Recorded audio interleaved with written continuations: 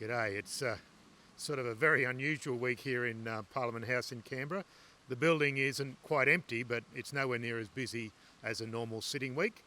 No members of the public here, no lobbyists, and not even every senator and MP is here.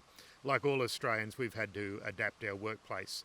For those of us that are here, we're keeping our proper social distancing. Even in caucus, we've had people phoning in, and we also can't be in the chamber together.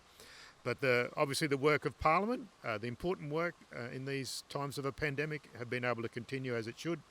It is even more important that the government's policies are given the appropriate scrutiny that a good opposition does.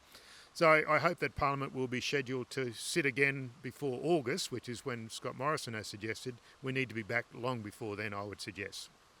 This week, we saw legislation passed to protect data collected by the COVID Safe app. This was important legislation, and my speech is up on my website if you'd like to have a read or listen.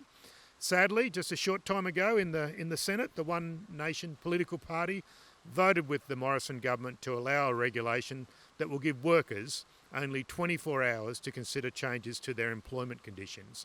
Labor voted to disallow that regulation, but sadly we were defeated. Pauline Hanson let down Queensland workers. Normally this week in May is budget week, but that couldn't occur this year. The Treasurer did make a statement to the House that involved a lot of coughing, and it wasn't particularly enlightening about what's actually happening in the economy. We do know that the economic picture is looking grim going forward. Today we saw new unemployment figures released showing 600,000 Australians have lost their job. Yes, you heard that right, 600,000 Australians.